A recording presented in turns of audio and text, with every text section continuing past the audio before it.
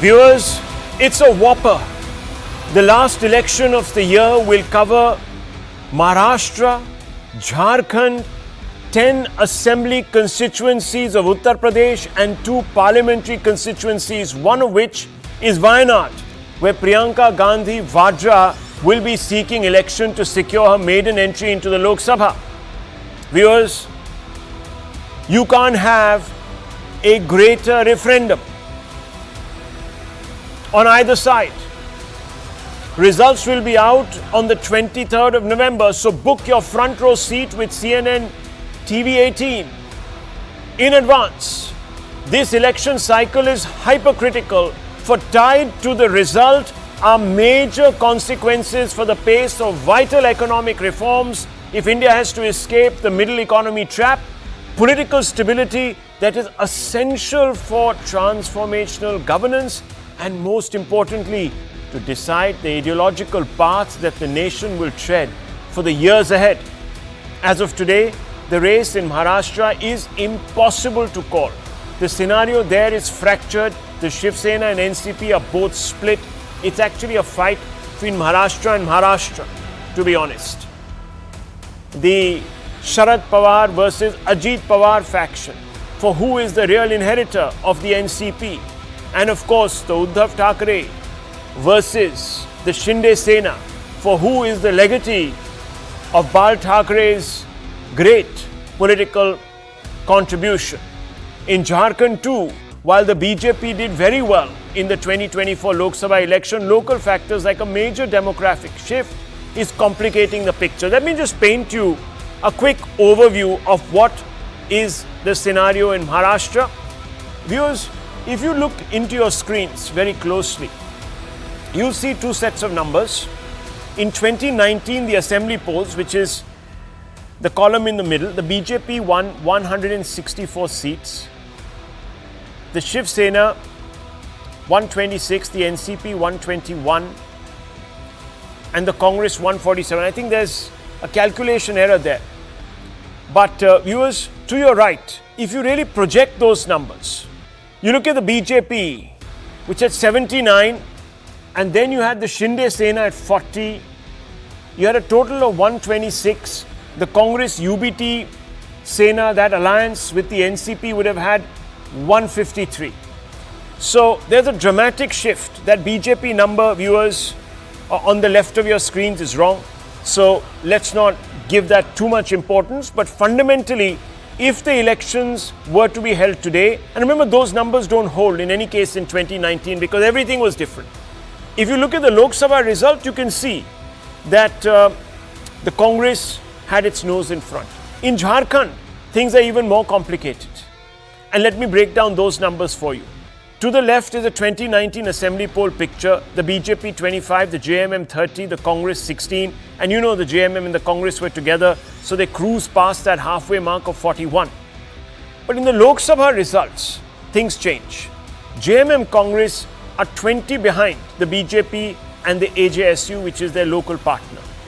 So you can easily see that if elections were held today, then it's quite possible that the NDA would actually end up a winner in Jharkhand. But again, as I told you, viewers, there are many factors, and therefore the picture is murky at best, and it's very difficult to call out what is happening because of this demographic change that has taken place, which is pretty undetected because we haven't really had, viewers, a census in a very long time. But there is no doubt that the BJP is going into this mega round of polls with momentum behind it after its spectacular showing in Haryana and Jammu. The Congress and its ecosystem are in a state of shock. They had all but written off Narendra Modi and the BJP. They had positioned themselves as the alternative that the public allegedly tired of Modi had turned to. The Congress scion and LOP Rahul Gandhi was walking tall and proclaiming a surge that had revived the Congress, which he claimed was poised to oust Modi from power. This is what was being said. These are not my words. I'm not interpreting anything. These are the facts. Rahul Gandhi said, people of this country have unanimously and clearly told Narendra Modi that they reject him. They do not want Narendra Modi and Amit Shah to be involved in the running of the country. Jairam Ramesh, his deputy, said, who's also a Congress MP, said Narendra Modi has suffered a devastating personal loss, political defeat and moral debacle. He is a one-third Prime Minister, Ek Tihai as they call him. Without Naidu and Nitish Kumar, he would not have been Prime Minister. Gaurav Gogoi, very important lieutenant to Rahul Gandhi and Member of Parliament, said democracy, constitution, caste census, Agnipath were the main issues. The main role of bringing these to the forefront was that of Rahul Gandhi. He gave us moral and philosophical leadership, the results of all that have been seen in the people's mandate, unquote. But viewers, a week, a month, as they say, is a long time in politics. The big talk from the Congress camp has now been spectacularly deflated, with the BJP demonstrating that it has rediscovered the keys to post-success. And here are some hard facts. Freebie frenzy. The BJP has surpassed India on freebie sweepstakes. The Shinde Sarkar, the incumbent one in Maharashtra, has made 150 decisions in just 4 cabinet meets. Rupees 1,500 per month has been dispersed under the Maji Ladki Bahina Yojana. 1.9 crore women have already received 2 to 3 installments. Here is another hard fact. Micromanagement. Haryana and Jammu result proves BJP can still reverse the mahal. It can reverse a general consensus. Haryana and Jammu result shows BJP has rediscovered its talent to micromanage caste equations. We saw significant movement back to the BJP of castes that had veered away in the Lok Sabha.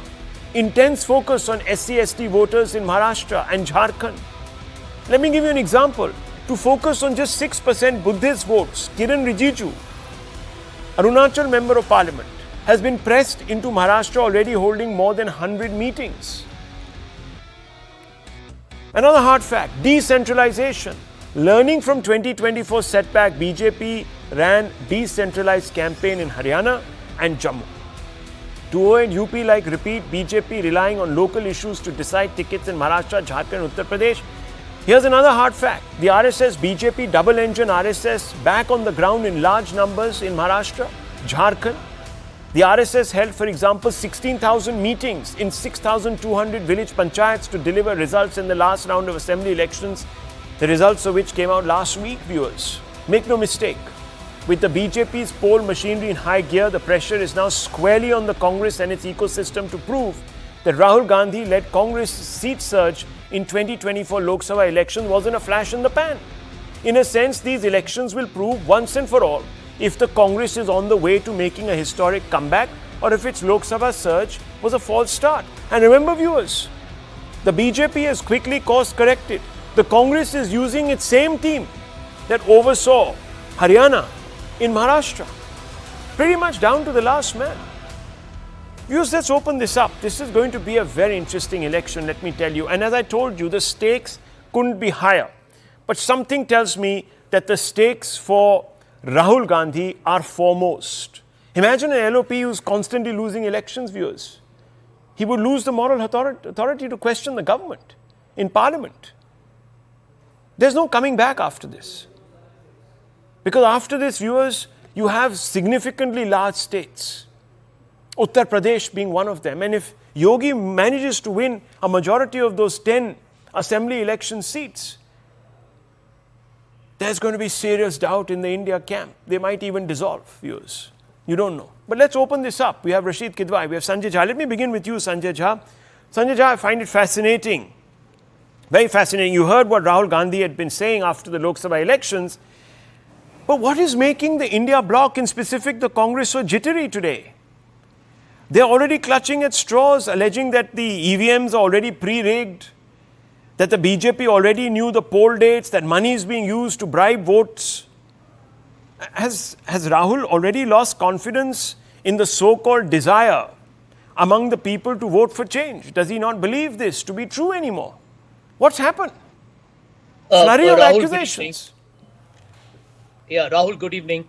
There's a reason why they say a week is a long time in politics. I think it's been exactly a week since we talked about Haryana results. Let's move on. Haryana in Indian political developments and momentum is history.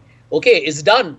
Haryana elections is done. The June Lok Sabha elections is done. Let's talk about Maharashtra.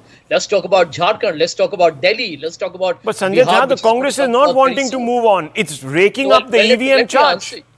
If you do not interrupt me, I Sure. will keep my answer brief and to the Of point. course. The truth is that India is a diverse country. On the same day that everyone went to town on Haryana, without even telling the people that the Congress and the BJP had exactly the same vote share, that the Congress's vote share between 2019 to 24 went up by 40%. One of the reasons why perhaps Yashwant Deshmukh and other exit poll strategists may have got it wrong. You can't really blame them entirely because that 40% surge is significant, which was visible to the people who were there in Haryana. Don't forget that in neighboring Jammu and Kashmir, it was an India alliance government that was formed. So let's come back to Maharashtra. The issues here are extremely complex. You have two auto rickshaws in the game. One is the Shiv Sena, Uddhav, Sharad Pawar, NCP, and the Congress, and the other is the Mahayuti with their three elements. I think the critical difference in Maharashtra is going to be the alliances itself. And if you look at Mahayuti, it's already unraveled to a great extent. That auto rickshaw has got one wheel that is virtually come off, where you have had leaders publicly squabbling. Ajit Pawar's party has been openly talking about the fact that they don't agree with the Shinde government. Yeah. The Shinde government people have been saying we want to vomit when we sit with Ajit Pawar's members. So I think the alliance itself, the distribution of seats is going to be the critical play. And secondly, let's not conflate Haryana with this. I agree that the BJP has got a tailwind that it was not expecting. But does it mean that the advantages that the MVA has today has evaporated in Maharashtra? Not at all. I think the fundamental issues of rural distress, business being moved from Maharashtra to Gujarat, high degree of unemployment, the entire Marathwada reservation issue, these are all live and real. And I think the momentum of the Lok Sabha, to whatever extent, I'm not going to say that it's going to be repeated in the assembly, but there is a momentum. And if the Congress were to do well in Vidarbha and Marathwada as it is expected to do, I do believe you have a story playing out where the MVA is probably, even as I talk today, would be on a slightly advantageous position. Let's very quickly, Sanjay Jha, I just want to tell our viewers where things are not quite adding up in Sanjay Jha's response. Now, we are talking about vote share. In Haryana, the Congress's vote share surged, this, that, the other. When the BJP used that argument, viewers, in 2018, after ruling Madhya Pradesh unbroken for a record period, despite losing the election in terms of seats, the Congress wasn't as generous, saying that, oh, but the BJP has still retained its vote share and it's done so spectacularly well. No, viewers, they said that it's over for the BJP. It's finished. In 2019, they're going to be demolished. Of course, that didn't happen. They came back with a bigger number. And the same happened, viewers, in 2023. That's because the vote share was high. In 2023, same thing happened. Same thing happened. Let me tell you, viewers, the second point he made. He says that, oh, there's already sort of infighting and all of that. But it doesn't mean that the India bloc is some harmonious, lovey-dovey set. Let me also tell you, people have exited that camp. And the Shiv Sena, after the Haryana election, said, listen, Congress, just back off a little bit. We are not going to give you the lion's share of seats. They're already squabbling over who's going to take which seat. So all of this is anecdotal. The question I asked was, why is the Congress cribbing? Sanjay Jha says, let's look ahead. They're looking back. They're looking at EVMs. They're looking at rigging. They're looking at unequal playing field, political playing field. They're going back. Nonetheless, viewers, let's open this up. Let's not get bogged down. I want to bring in GVL Narasimha Rao of the Bharatiya Janata Party. Mr. Narasimha Rao, I want to ask you a specific question. and this question will require some explaining on your part because it's very interesting. It is being said that you're so unsure of the outcome that you've resorted to buying votes by doling out all sorts of freebies. Now, your response, you've announced a flurry of incentives, 150 incentives and schemes in 3 or 4 cabinet meetings, including a stipend, viewers, for imams. Had the Congress done that in Karnataka, the BJP would have torn every hair out of its skull. But imams are getting. They're even being promised 10% of the seats, the Muslim community there, by one of your partners. So, all this, of course, taken together is going to cost 1 lakh crores. It endangers the coffers. It's going to double the spend and therefore double also the deficit. What explains this profligacy that you are so opposed to when India does it? When India bloc does it, that is. Rahul, good evening to you, all the panelists and the viewers. There is a big difference between what the NDA does and what the IND alliance does, because we are not just making empty promises. We have the Maharashtra government has already rolled out most of these schemes and has already implemented them and shown to the public that we intend continuing them. So you cannot question our intent. You can always, let's say, independent thinkers can always comment on this. You have a right to comment.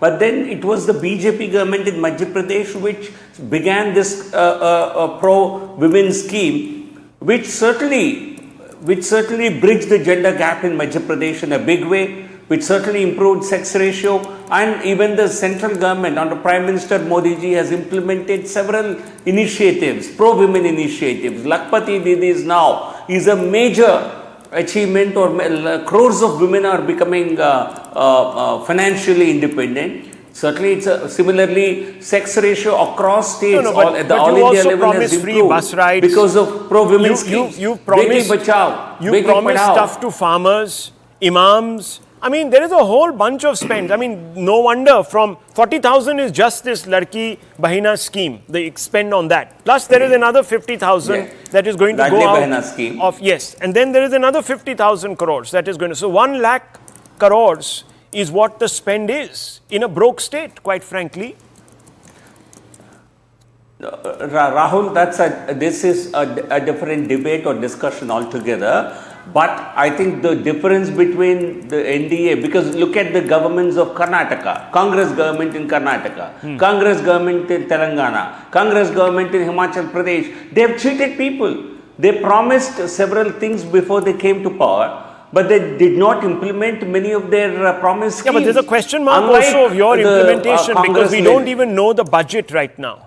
Whether you can create that kind of backing for it, financial backing. So look, I mean, I'm only asking you, what is the need to do this spend that you have opposed? Rahul, certainly a state like Maharashtra certainly has the means, has the ability to create such resources. Okay. And obviously, all our NDA governments are better managed financially. And certainly the budget, the fiscal deficit in this year might actually be more than what was targeted. But certainly going forward, government will certainly plan resource mobilization in a way that it will certainly keep the budget, the fiscal deficit in check. Okay. But as I would so you're delinking it from desperation. You're delinking it from desperation. You're delinking it from desperation. Okay, let me open this up. Rashid Kidwai, Smita Prakash, and Yashwant Deshmukh, cephalogist. None of them need introductions. I want to begin with you, Mr. Kidwai. Will you admit that these elections are a referendum on the Congress's great revival claim? Let's be honest. You have 10 assembly elections happening in Uttar Pradesh. You have Jharkhand, major Hindi heartland state that you have controlled. And then, of course, you have Maharashtra, which is really the jewel in the crown, the second biggest state when it comes to electoral impact, footprint in India, contributing 48 MPs to the center. So if you don't pull it off, can we say this whole talk about Congress revival, Rahul Gandhi as the new hope, his model working and this, that, the other is going to be now buried? Rahul, constitutionally and politically, we don't have a concept of referendum. Nothing gets settled in India. There is elections after elections, cyclic thing. Of course, we talk about it, but now look at, the scene has changed. It was about Haryana. Now we are talking about Maharashtra. In Maharashtra, we must understand certain, fundamental aspect. It is not a Congress-ruled state. It was not for, I think, for past 2 decades, it's not been a Congress-ruled state. Congress is one of the 6, one of the 4, one of the 3, players. So a a lot depends upon how Uddhav Thackeray's party performs, how Sharad Pawar's party performs, and how the kind of permutation and combinations, happen after November 23rd. Last time we saw what happened just on the day of the result, and next day what happened. So there are all kind of possibilities are there. I think the real challenge before the Congress and MVA is to keep its vote share intact, that is being Marathas, Dalits and Muslims. If you kind of do a calculation, Mr. Deshmukh knows this business better. They are sitting on 48%. But what we saw in Haryana, the Jats didn't vote for the Congress. Let's say they just voted 50% or so. If same thing happens with Maratha votes or with Dalit votes, the MVA will be in big trouble. So MVA has a crisis in hand. I don't think it will be a reflection. Rahul Gandhi would be quite happy. It won't be a reflection. Viewers, he started out by saying, in politics in India, we don't have this concept of referendum. It took Modi ending up with 32 seats, less than a majority, for them to say this is the biggest referendum. He's become 1/3. He's finished. He's over. So when it comes to Modi, it's a referendum. When it comes to Rahul Gandhi, there's another chance. There'll be another election. There'll be a cycle of elections. Rahul Gandhi is already in a position. He did a position, so you cannot reduce him. He's the one, sir. I didn't make the big claims that he has made. He has gone into this new cycle in 2024 saying some very, very big things. And I have read them out to you. Those quotes, I can again read them if you want, viewers. But we just quoted some of those. He says that, this is 1/3. It's a rejection. That's the end of Modi. He's finished. It's all over. Look at him. He's shrunken. His shoulders are drooping. Smita Prakash. Who holds the edge going into Maharashtra, Jharkhand, Uttar Pradesh Assembly? Who holds the edge?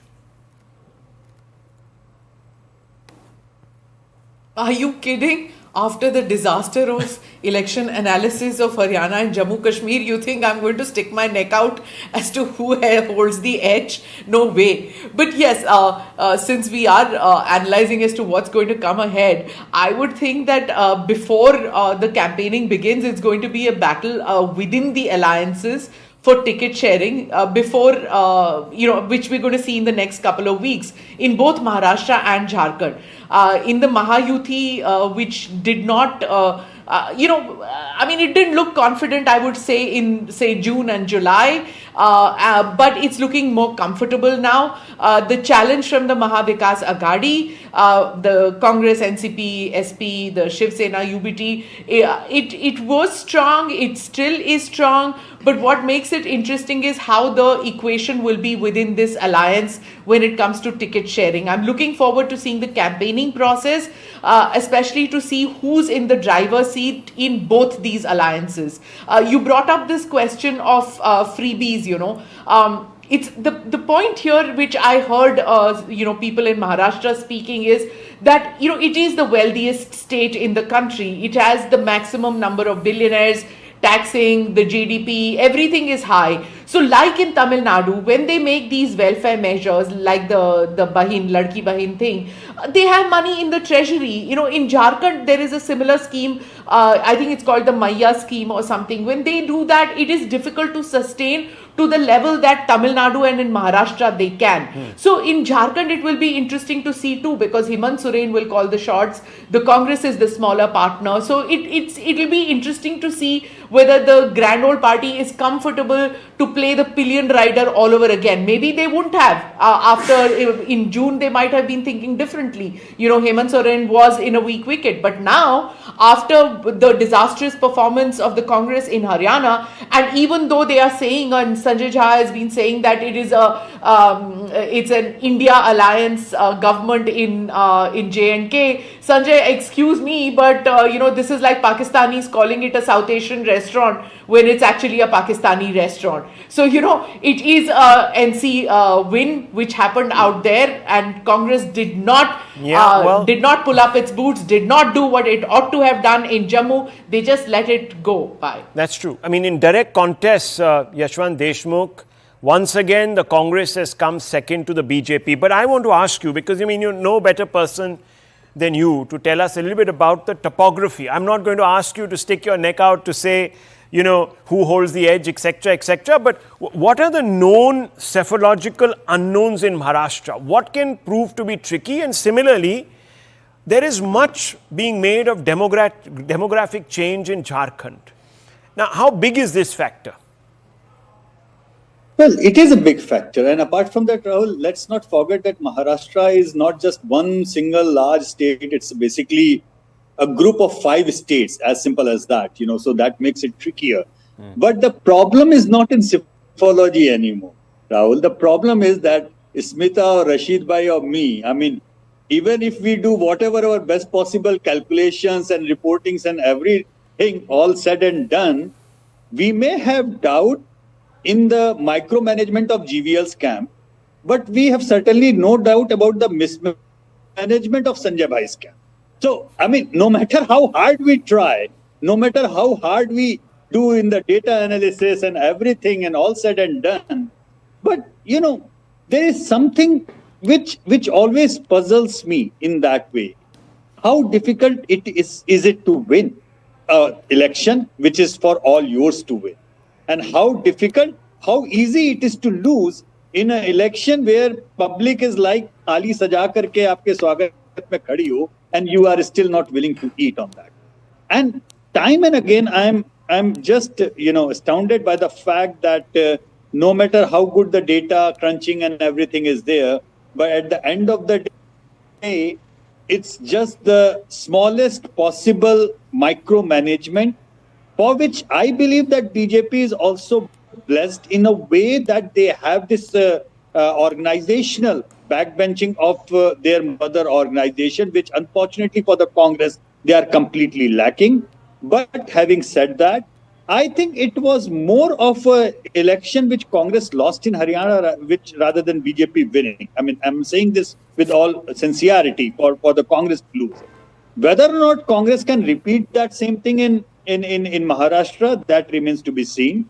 And as Smita said, that Jharkhand is probably a much keener contest because Hemant Soren is going to call the shots over there, and and they managed to win the 5 tribal Lok Sabha seats. So that means his hold on the tribal votes is pretty much stronger. Okay. But in Maharashtra, I am more looking into the management of Sharad Pawar.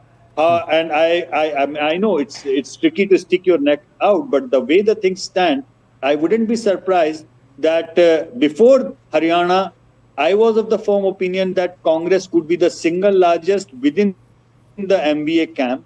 But at this point of time, probably I feel like Sharad Pawar could be the single largest within the MBA camp. Very interesting. So already we are seeing, going into this election in Maharashtra, diminution of the Congress. Sanjay Jha, there's no escaping it. Your own partners are calling into question your ability to win an election that you are supposed to have won. Rahul, let me tell you, I believe that the defeat in Haryana, embarrassing as it was, what should not have happened, I agree with both Smita and Yashwant, that it was like the old cricket cliche, snatching defeat from the jaws of victory. But it is providential too, because I think the Congress will recognize that it cannot afford to repeat that kind of complacency or, the very languid approach in Maharashtra, which is, by the way, like it or not, the second biggest state in India. The stakes are huger because in Haryana, on the day the election results came out, Mr. Modi went to town that evening saying this is an endorsement of everything that he has done after June. So if the MVA were to do well in Maharashtra and win the state, I think Mr. Modi will have a lot to explain for. And I think if the Congress rather learn from the Haryana defeat and do well in Maharashtra. You used a very interesting phrase, and I want to bring GVL Narasimha Rao into a face-off situation with you. You said it cannot afford. It cannot afford. Now, when I spoke to Mr. Kidwai earlier, he said it's okay. Even if there is a setback, the Indy bloc loses, it's okay, we'll have another election. There's nothing called a referendum. But you use the term afford, which is a very interesting word, because it seems to suggest that if there is a loss, there is a monumental problem. Sanjay Jha, would you at least concede this? Absolutely, Rahul. I'm going to tell you very publicly, the Congress party is critical for itself In the MVA, it is most vulnerable to a negative result in Maharashtra. If the MVA wins, the Congress also conversely becomes the biggest gainer in terms of perception. Absolutely, I agree with you. G.V.L. Narasimha Rao, would you like to respond? Because there seems to be a denial. Already the blame is being shifted to EVMs, etc. And I find it fascinating. Rahul, you see, the latest results in the assembly polls were much Sanjay Jha may not want to accept. The reality is it was a disaster for the Congress. In Jammu and Kashmir, they contested 32 seats. They could not win a handful. And and the BJP, we were never a major party compared to the Congress in Jammu, but today we won 29 seats. And in Haryana also, we were ahead of the Congress. And I certainly disagree with anybody who says that the Congress lost the battle which it was supposed to win. No, we improved our vote share too in Haryana. We went from 2014 to 2019, our vote share went up in Haryana. And again from 2019 to 2024, our vote share went up in Haryana. So this is a positive vote for the BJP in Haryana. And certainly, it's certainly a thumbs up for Honorable Prime Minister and also our government in Haryana. In Jammu Kashmir, but let me flip this question. If you end up losing, no, hang on. If you end up losing, let me flip this question. If you end up losing, then you will have no significant urban metro under the NDA. None. Rahul, I think the country is not, governance is not ruled only by metro cities. So therefore this dichotomy I don't accept at all. Whether you are in power in Delhi, Kolkata, Chennai, they don't. Finished in every metro where there is, of course, resource. These are important states. These metros are not just in some far-flung districts. Yes. No, but these are. Yeah. No, we in Lok Sabha elections, we sweep the same seats. So it's possible, maybe in some of these states we have not won. Finally, Delhi, we have 7 on 7 in Delhi. We have won most of the seats in Mumbai. We won most of the seats in Bangalore, all the seats in Bangalore. Let's see what happens. So it's not that BJP is not winning in metros. Okay. I'm talking about states with prominent metros. Yes. Smita Prakash. Okay, Rahul, there's less than a month between the two elections, right? The two in the sense of J&K and Haryana and Maharashtra and Jharkhand. Yeah. Learning from mistakes. Sanjay says that the Congress, in a way, will learn from Haryana's mistakes or mistakes made by the Congress party in Haryana. Rashid is here. He has done the Congress beat for decades. In the past 15 years, where has there been a kind of a Chintan Manthan after every election loss? What, 50, 60 elections which have happened, state elections and things like that which have happened in the past 15 years. Where has there ever been course correction after mistake? First meeting, after that suggestions, after that course correction by the Congress party. There will never be a course correction. There would be a steady decline in the in what the states have done. Okay, Look let at me the tell BJP, you, there'll never on the be other hand, there'll they never have put course correction within months of June. True. There will never be a course correction in a political party where there is no accountability, viewers. Only accountability, the fear of accountability leads to course correction. And that's why I'm getting at this. This is a very critical election, this cycle for Indian democracy. If the BJP once again steamrolls the opposition, it's going to have a devastating consequence on the stature of Rahul Gandhi, who's the LOP in that house. He has to have the moral authority to hold the government to its word, its commitments. A loss is catastrophic for Indian democracy, viewers. Let me tell you this, at least participative Indian democracy. I want to move on, viewers.